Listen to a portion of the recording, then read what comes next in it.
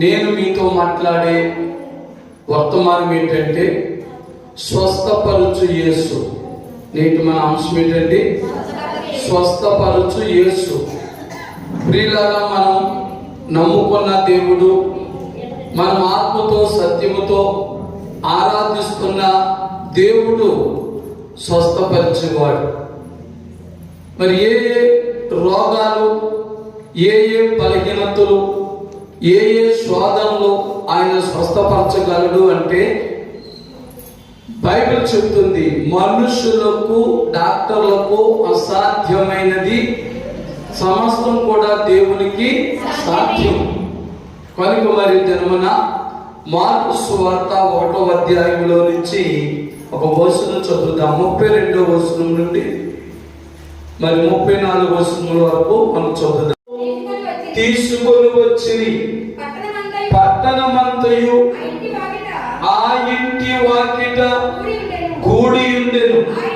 ఆయన నానావిధ రోగముల చేత పీడింపబడిన అనేకులను స్వస్థపరిచి అనేకమైన దయ్యములను వెళ్ళగొట్టెను. దేవుని స్తోత్రం.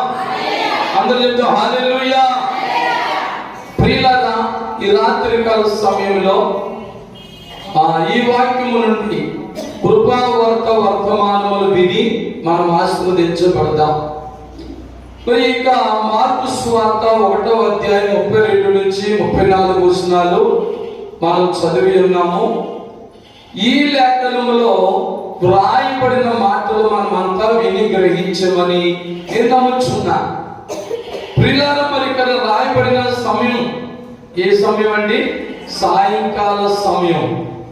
మరి నేడు మనం మన దివిలి గ్రామంలో, మన యొక్క ప్రేయర్ హాల్లో మనం కూడా ఏ సమయంలో కలుసుకున్నాం? సాయంకాల వేళ. దేవుని స్తోత్రం. ప్రియులారా, సాయంకాల వేళ జరుగుతున్న ఆ ప్రార్థనా సమయంలో అనేక మంది యేసు యొద్దకు ఎవరు తీసుకొచ్చినట్టండి? సకల రోగములు గల రోగులను, రెండోది దయ్యములు పట్టిన వారిని తీసుకుని వచ్చారు. దేవుని స్తోత్రం. హల్లెలూయా. మరి ముందుగానే కృపావార్త వర్తమానములలో మీకు జ్ఞాపకం చేస్తున్న మాట ఏంటంటే, మనుషులకైనా వైద్యులకైనా భూత వైద్యులకైనా అసాధ్యమైనవన్నీ కూడా ప్రభువు అయిన యేసుక్రీస్తు వారికి సాధ్యమే. దేవుని స్తోత్రం. అది నమ్మినటువంటి ప్రజలు, ఏది నమ్మిన వారు? యేసు ప్రభువారు దయ్యాలను వెళ్ళగొడతాడు, సకల రోగాల్ని కూడా. సకల రోగాలు అంటే మనం తెలుసు, యెషయా గ్రంథంలో అంటాడు, అరికాలు మొదలుకొని నడినెత్తి వరకు కూడా ఉన్న రోగాలను చెప్తున్నాడు అక్కడ. కాబట్టి ప్రియులారా, మరి నీలో నాలో ఉన్న ఏ విధమైన రోగమునైనా యేసుక్రీస్తు వారు స్వస్థపరచగలడు. హల్లెలూయా, హల్లెలూయా. మరి ఎందుచేత ఆయన ఎందుచేత స్వస్థపరచగలడంటే, నిర్గమాకాండం 15వ అధ్యాయం 26వ వచనంలో ఆ పాత నిబంధన గ్రంథంలోని ప్రభువైన యేసుక్రీస్తు వారు ఈ లోకానికి రాకముందు ఒక గొప్ప మాట సెలవివ్వబడ్డారు. ఏంటది? లాస్ట్ లో ఉంటారు, నిన్ను స్వస్థపరచు యెహోవాను నేనే. దేవుని స్తోత్రం. ప్రియులారా, ఈ లోకములో ఈ కడవరి దినాల్లో, మరి అంచె దినాలలో, మరి ఏ ఇంటిలో చూసినా, ఏ వీధిలో చూసినా, ఏ ఊరిలో చూసినా, ఏ ప్రదేశంలో చూసినా రోగములు రోగములు రోగములే. రోగము లేని ఇల్లు లేదు, రోగము లేని మనిషి లేడు, రోగము లేని ఊరు లేదు, రోగము లేని దేశమే లేదు. ప్రపంచ దేశములలో, అలాగే మన దివిలి గ్రామంలో ఏ చోట చూసినా, ఏ ప్రదేశంలో చూసినా, ఏ గృహములో చూసినా, ఏ వ్యక్తిలో చూసినా భయంకరమైన రోగాలతో నిండి ఉన్నారు. అలాంటి రోగములన్నీ కూడా ప్రభు వచ్చారు ఈ లోకానికి. 2026 సంవత్సరాల క్రితము ప్రభు అయిన యేసు క్రీస్తు వారు ఈ లోకానికి కేవలము ఆయన మన ఆత్మలను రక్షించడానికే కాదు, మన పరలోక రాజ్యాన్ని తీసుకెళ్ళడానికి, మన విమోచించడానికే కాదు, కానీ మన శారీరకమైన వ్యాధి బాధ రోగములన్నిటిని కూడా ఆయన విడిపించి విమోచించి స్వస్థపరచడానికి ఈ లోకానికి వచ్చాడు. హల్లెలూయా. అందుకే మరి పిల్లరా, సకల రోగాలు ఫలానా రోగం అని మరి అక్కడ రాయబడలేదు. ఎందుకంటే ఈ లోకంలో డాక్టర్లు ఉన్నారు, మనకు తెలుసు. ఒక్కొక్క డాక్టర్ గారు ఒక్కొక్క దానికి స్పెషలిస్ట్. ఒక్కొక్క రోగానికి ఒక్కొక్క డాక్టర్ మాత్రమే ఆయన చూస్తాడు, మందులు ఇస్తాడు, ఏమో చేస్తాడు, పరీక్షలన్నీ కూడా. కానీ యేసు ప్రభు అలా కాదు. యేసు క్రీస్తు వారు సకల రోగములను కూడా బాగు చేసే దేవుడు. దేవుని స్తోత్రం. హల్లెలూయా. మరి లోకంలో డాక్టర్ గారి దగ్గరికి వెళ్తే డాక్టర్ గారు ఏమంటున్నారు తెలుసా? నా ప్రయత్నం నేను చేస్తాను, నాకు తెలిసిన వైద్యాన్ని మీకు నేను చేస్తాను అంటున్నాడు. కానీ యేసు ప్రభు దగ్గరికి వస్తే ఆయన అంటున్నాడు, నిన్ను స్వస్థపరచు యెహోవాను నేనే అని చెప్తున్నాడు. హల్లెలూయా. మరి డాక్టర్లు కూడా మనకున్న రోగాలకి గ్యారెంటీ ఇవ్వకపోతున్నారు. చాలా మంది రోగముల కొరకు మందులు వాడి మరి అనేకమైన హాస్పిటల్ తిరిగి ప్రాణాలు కూడా పోగొట్టుకుంటున్నారు. కానీ యేసు ప్రభువుకి వచ్చిన ఏ రోగి కూడా మరణము పొందలేదు. మీరు ఆదికాండము నుండి ప్రకటన గ్రంథం వరకు చదివిన, మరి ముఖ్యంగా మరి మత్తయి సువార్త నుంచి ప్రకటన గ్రంథం, కొత్త నిబంధనలు మీరు ఎక్కడ చూసినా, మరి ముఖ్యంగా మరి మత్తయి సువార్త, మార్కు సువార్త, లూకా సువార్త, యోహాను సువార్త, ఈ 4 సువార్తలు కూడా మీరు జాగ్రత్తగా చదివినట్లయితే పిల్లరా, ఆ 4 సువార్తలలో కూడా యేసయ్య అనేక మంది రోగులను, నానా విధములైన రోగులందరినీ కూడా ఆయన బాగు చేసినట్లుగా మనం చూడగలం. దేవుని స్తోత్రం. మరి ఇంకా మీకు నమ్మకం కుదరకపోతే ఈ రోజు ఈ రాత్రి మీరు ఇంటికి వెళ్ళిన తర్వాత మన మత్తయి సువార్తను ప్రారంభించాలి. మార్కు సువార్త చదవండి, అలాగే మరి లూకా సువార్త చదవండి, మరి యోహాను సువార్త చదవండి. 4 సువార్తలు మరి మొదటి అధ్యాయం నుంచి చివరి అధ్యాయం వరకు 4 కూడా చదవండి. యేసయ్య ఎంత గొప్ప స్వస్థత కార్యములు చేయవాడో, ఎలాంటి రోగములను బాగు చేయ శక్తివంతుడో మీకు అర్థమవుతుంది. దేవుని స్తోత్రం. అవన్నీ నేను చెప్పగలను రాత్రి, కానీ మనకు ఒక టైం ఉంది. టైం ప్రకారం మనం ముగించుకోవాలి. టైము రైము లేకుండా మనం ముందుకు వెళ్ళకూడదు. ప్రతిదానికి సమయము కలదు బైబిల్ చెప్తున్న ప్రకారంగా. కాబట్టి మీరు చదవండి పిల్లలు. ఇక్కడ 32వ వచనంలో నానా విధమైన రోగులను యేసు ప్రభు దగ్గరికి తీసుకుని వచ్చినప్పుడు ఆయన నేను బాగుపరచలేను అన్నాడండి. 34వ వచనం చదవండి. ఆయన నానా విధ రోగముల చేత పీడింపబడిన అనేకులను స్వస్థపరిచి, దేవుని స్తోత్రం. ఏంటంటే అనేక నానా విధములైన రోగముల చేత పీడింపబడుచున్న వ్యాధులను బాగు చేస్తాడు. హల్లెలూయా. ప్రభునందు ప్రియమైన దేవుని బిడ్డలారా, ఈ రాత్రికాల సమయంలో మీరు వినుచున్న ఈ కృపా వార్త వర్తమానముల ద్వారా ఈ మాటలు నీ చెవిలో పడుతున్నప్పుడు, నీవు నీ ఇంటిలో ఉండి ఈ మాటలు వింటున్నప్పుడు, నీవు ఈ మార్గమున వెళుతూ నీ ప్రయాణంలో ఉండి వినుచున్నప్పుడు, నీవు ఏ రోగముతో ఉన్నావో, ఏ వ్యాధితో ఉన్నావో, ఏ బాధతో ఉన్నావో, ఏ సమస్యతో ఉన్నావో ఒక్కసారి పరీక్షించుకో. ఒకసారి నిన్ను నీవు పరీక్షించుకుని యేసుని నమ్ముకో. దేవుని స్తోత్రం. యేసుని నమ్ముకో. యేసుని నమ్ముకుంటే యేసయ్య నా రోగమును స్వస్థపరచును అంటే ఆయన స్వస్థపరిచే దేవుడు. మరి బైబిల్ గ్రంథంలో అనాది కాలంలో పూర్వకాలంలో కుష్ఠరోగం అనేది చాలా భయంకరమైన రోగం. ఇప్పుడైతే వైద్యం ఉంది, ఆ రోజుల్లో వైద్యం లేదు. ఎవరికైనా అలాంటి రోగం వస్తే సొంత ఇంటి వారే ఊరు చివర ఎక్కడో మరొక చిన్న గుడారం వేసి అక్కడ పెట్టేసేవారు. అలాంటి అంటువ్యాధులు అనుకున్నవారు, ఊరిలోకి రాకూడదు అనుకున్న వ్యాధిగ్రస్తులను కూడా యేసయ్య స్వస్థపరిచాడు. హల్లెలూయా. మరి ఎవరు మమ్మల్ని రానివ్వడం లేదు ప్రభు అని ఒకసారి యేసు దగ్గరికి 10 మంది కుష్ఠరోగులు వెళ్ళారు. కానీ యేసు నా దగ్గర రావద్దు అనలేదు. ఆయన ఎవరిని రావద్దు అన్నారు. ఎలాంటి రోగినైనా, అంటి వ్యాధిగ్రస్తులైనా, ఎలాంటి సమస్యలతో ఉన్నవారైనా ఆయన రమ్మంటాడే కానీ రావద్దని. మనుషులు అంటారు, బంధువులు అంటారు, భార్య భర్త బిడ్డలు అంటారు, కుటుంబీకులు అంటారు, లోకులు అనొచ్చు, ఇరుగు పొరుగు వారు అనొచ్చు. కానీ ప్రభు అన్నాడు.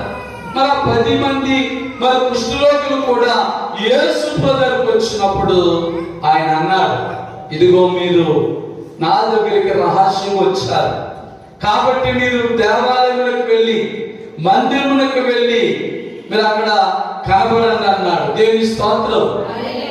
అలా మాట నమ్మారు. ఎందుచేతనంటే ప్రతి మనుషులు కూడా పొందినటువంటి మేలుకు వచ్చి ఎక్కడ సాక్ష్యం చెప్పాలి? మందిరంలో సాక్ష్యం చెప్పాలి. పిల్లల వారు ఇంకా బాగుపడలేదు కానీ యేసు చెప్పిన మాటను వారు నమ్మి వారు మందిరములకు వెళ్ళుచున్న మార్గ మధ్యములోని 10 మంది కుష్ఠరోగులు కూడా బాగుపడిపోయారు. దేవుని స్తోత్రం. దేవుడు ఎలాంటి రోగమునైనా బాగు చేసే దేవుడు. ఎలాంటి భయంకరమైన రోగాలైనా కూడా ఆయన విడుదలించేటువంటి గొప్ప దేవుడు. అందుకని ఆ రోజు ఆ సాయంకాల వేళలో అనేక మంది, వారు వీరని కాదు, కులము మతము అనే భేదము లేకుండా ఎవరెవరు రోగాలతో ఉన్నారో, ఎవరైతే వ్యాధులతో ఉన్నారో వారందరూ కూడా పిల్లల యేసు దగ్గరకు వచ్చారు.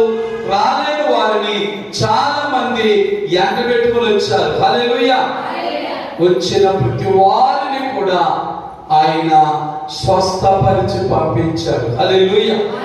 ఈ రాత్రి కాల సమయంలో ఈ ప్రేయర్ హాల్లో ఉన్న మరి నీలో, నాలో, మనలో ఎవరికి ఏ విధమైన రోగములున్నా, బాధలున్నా, మరి నువ్వు ఎన్ని మందులు వేసుకున్నా, ఎంతమంది డాక్టర్ దగ్గరికి వెళ్ళినా బాగుపడలేనటువంటి ఎలాంటి భయంకరమైన రోగమునైనా నువ్వు నమ్మినట్లయితే ఈ రాత్రి కాల సమయంలోనే ఆయన నిన్ను స్వస్థపరిచి పంపిస్తాడు. హల్లెలూయా.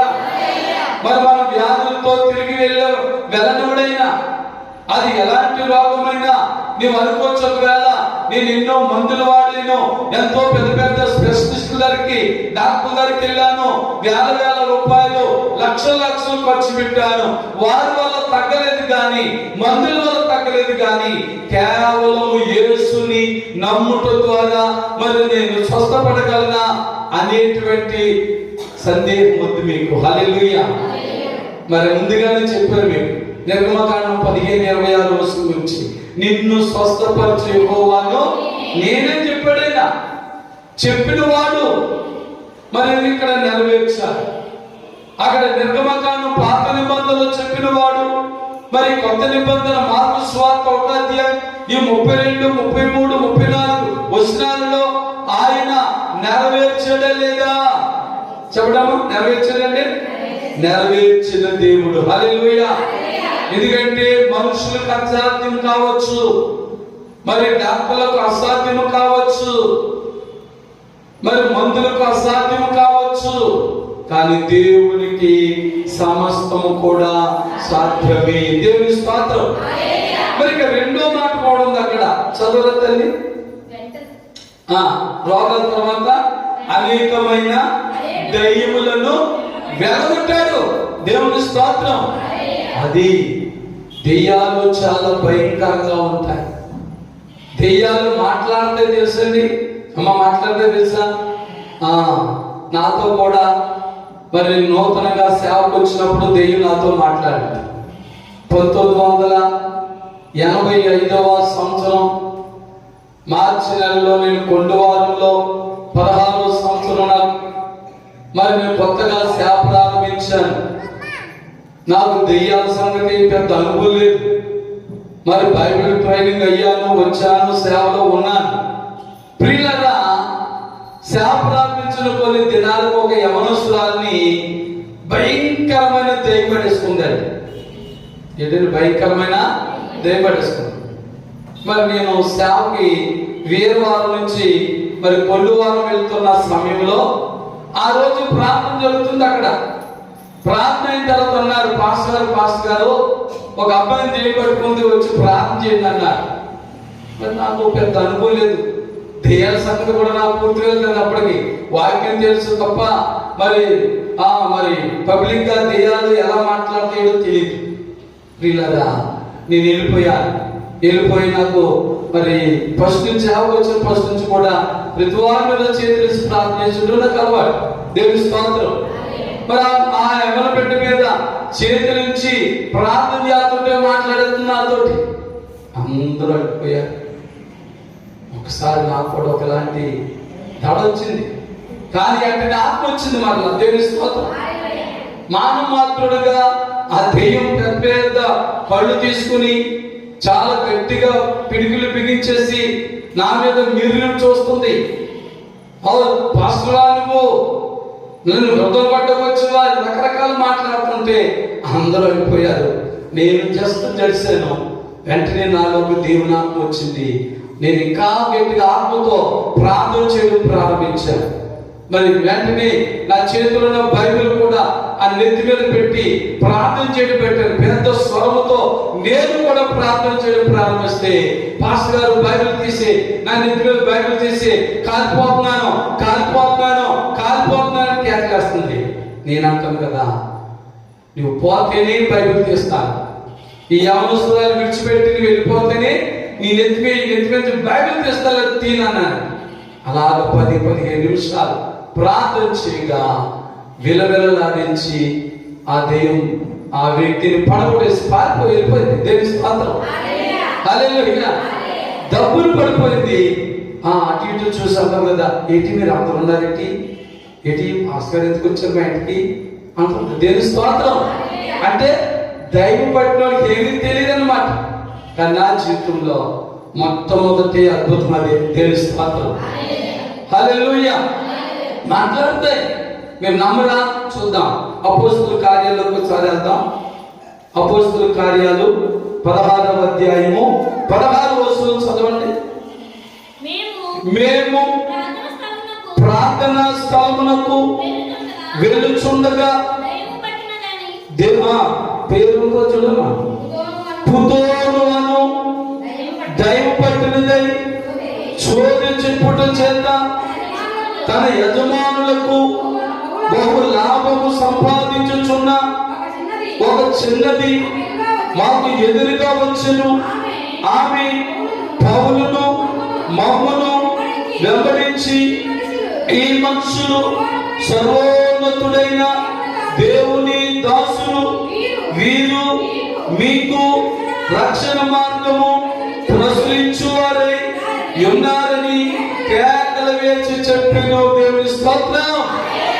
అది పాస్టర్ గారు ఎవరో, విశ్వాసం ఎవరో, మంచోళ్ళు ఎవరో, చెడ్డోళ్ళు ఎవరు తెలుసండి? దెయ్యాలు తెలుసు. ఇది ఇక్కడ ఒక అమ్మాయిని పట్టుకుంది, చిన్న అమ్మాయి. ఆ అమ్మాయికి దెయ్యం పట్టింది. పౌలు చీలలు ఆ గ్రామానికి ప్రదేశానికి సువార్త ప్రకటించడానికి వెళ్తే వాళ్ళు ఎవరో ఊళ్ళో వాళ్ళకి తెలియదు. వాళ్ళ గురించి పబ్లిసిటీ ఎవరు చేస్తున్నారు? దెయ్యం చేస్తుంది. ఎవరు చేస్తున్నారు చెప్పండి? కొత్తగా వెళ్ళారు. ఆ పౌలు వచ్చారంటే ఎవరో తెలియదు, వారు ఎందుకు వచ్చారో తెలియదు. వారి ముందు వెళ్తుంటే వెనకాల కేకేసుకుంటే వెళ్తుంది. ఇదిగో మీరు దైవజనులు, సర్వోన్నతుని దేవుని దాసులు వీరు, ఇదిగో మీరు ఏం ప్రకటిస్తారు, మీకు మర్చిపోకుండా చేస్తుంది, రక్షణ సువార్తను మీకు బోధిస్తారు. దేవుని స్తోత్రం. అంటే పాస్టర్ గారు ఏం బోధిస్తారో కూడా ఎవరు తెలుసు? దయ్యాలు తెలుసు. నిజమే పిల్లగా మాట్లాడుతుంది. అక్కడ ఒక యవనస్తురాలను పట్టుకుంది, పీడిస్తుంది, మాట్లాడుతుంది. నిజమే. నాతో కూడా 1985 అంటే ఇప్పటికి 40 సంవత్సరాల క్రితం మాకు మీకు చెప్పారు. దేవుని స్తోత్రం. అసలు ఆ దెయ్యాలు మాట్లాడుతుంది ఇక్కడ. కానీ ఇప్పుడు బాగానే మాట్లాడడానికి పౌరుషంగా ఊరుకోలేదు. కానీ ఆ అమ్మాయి కొరకు ప్రార్థన చేయగా అమ్మాయిలో ఉన్నటువంటి దెయ్యం పారిపోయింది. హల్లెలూయా. నిజమే పిల్లరా. మరి మీలో ఎవరిలోనైనా ఈ మాటలు వినుచున్నా, ఎవరినైనా దెయ్యం పట్టిన సమస్యలు ఉందో, వేధిస్తున్నా, బాధిస్తున్నా భయపడొద్దు. హల్లెలూయా. అది ఆది స్థితిపడేస్తుందా? ఇవి ఏవో చెప్తుంటారు. అవేమి కూడా యేసే ముందు పనిచేయమండి. యేసే దగ్గరికి వస్తే ఎలాంటి దెయ్యములైనా వదిలిపెట్టగలరు, విడిచిపెట్టగలరు, వారిని విడిపించగలరు. దేవుని స్తోత్రం. అందుకే ముందే మీకు ఒక మాట చెప్పాను, యేసు స్వస్థపరచువాడు. దేవుని స్తోత్రం. ఇదిగో మరి నానా విధముల రోగాలతో ఉన్న వారిని స్వస్థపరచడైనా, అలాగే దయ్యములు పట్టిన వారిని కూడా ఆయన వారిని విడిపించాడు. దేవుని స్తోత్రం. కనుక ప్రియులారా, మీ కుటుంబంలో దయ్యముల చేత పీడింపబడుతున్నారా? భయపడద్దు.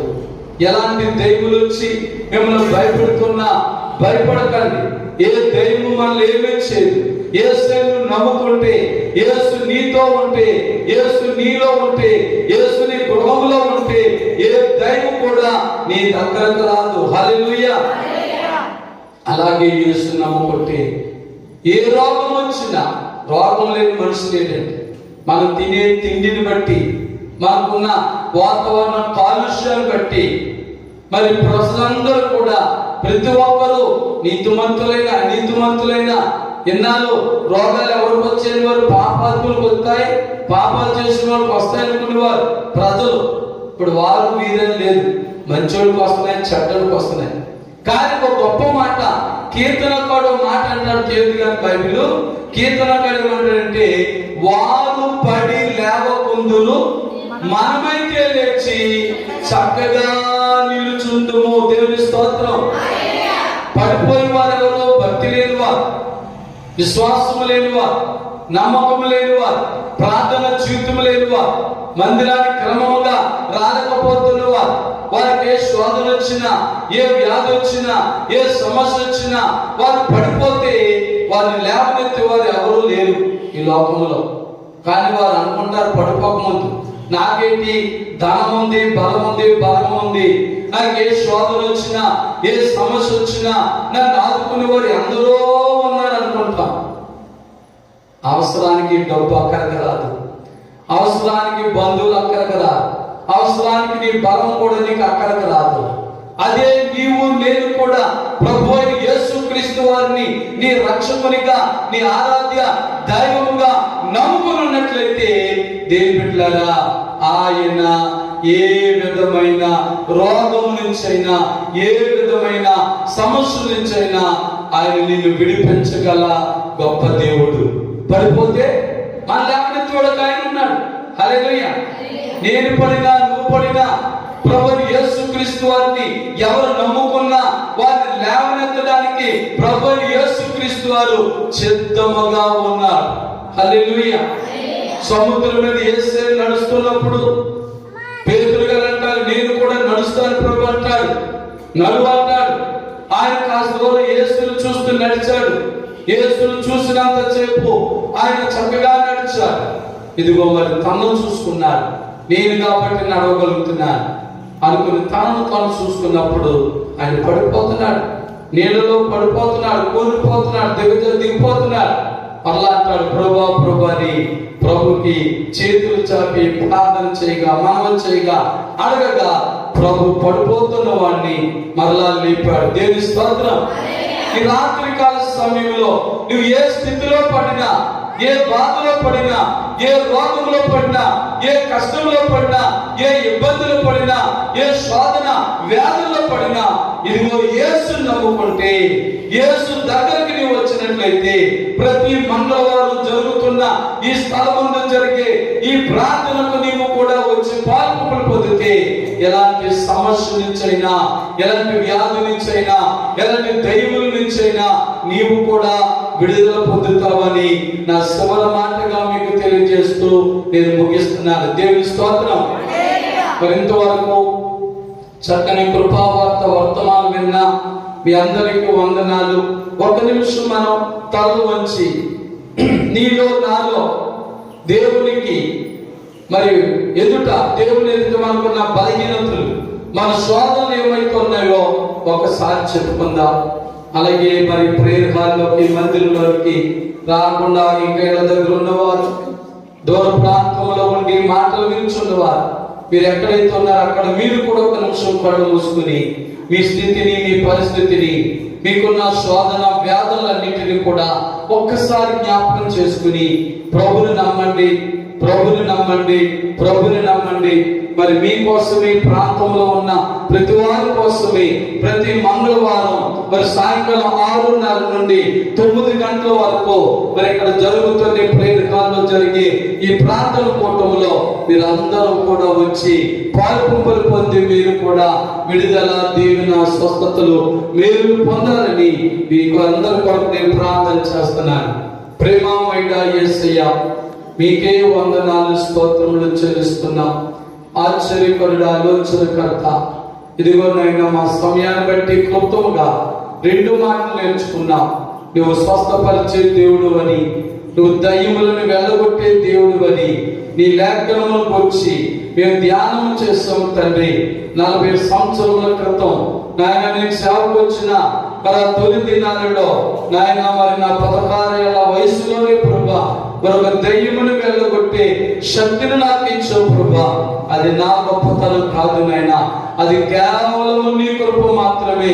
నిజమే నాయన, ఇదిగో నిన్ను నమ్ముకున్న వారు కూడా వారితో అద్భుతాలు జరుగుతాయని, స్వస్థతలు జరుగుతాయని, మా కార్యములు జరుగుతాయని మీ లేఖనములు చదివించిన ప్రకారముగా ఇదిగో మా సంఘ బిడ్డల ద్వారా ఇంకా గొప్ప కార్యములు చేతండి. ప్రతి మంగళవారం జరుగుతున్న ఈ మంగళవారం ప్రార్థనల ద్వారా అనేక మంది రోగులు వచ్చి స్వస్థత పొందినట్లు సహాయించండి. అనేక దైవుల చేత పీడింపబడుచున్న వారు వచ్చి విడుదల పొందినట్లు సహాయించండి. అనేక ఆర్థిక ఇబ్బందులతో ఉన్న వారికి వచ్చి వారు ఆర్థికంగా బలపడినట్లు సహాయించండి. శాంతి లేక, సంతోషం లేక బాధపడుచు, వేదన పడుచు, చీకి చింతలతో మనశ్శాంతి లేక బాధపడుచున్న వారు నాయన ప్రతి మంగళవారి స్థలంలోకి వచ్చి గొప్ప విడుదల, గొప్ప విడుదల, గొప్ప శాంతి, సమాధానం పొందినట్లుగా సహాయం చేయమని యేసు క్రీస్తు పరిశుద్ధ నామములో ప్రార్థించి వేడుకొనుచున్నాము తండ్రి. ఆమేన్. ప్రియులారా, మనం ముగింపు ప్రార్థన చేసుకునే ముందుగా ఒక ప్రత్యేకమైన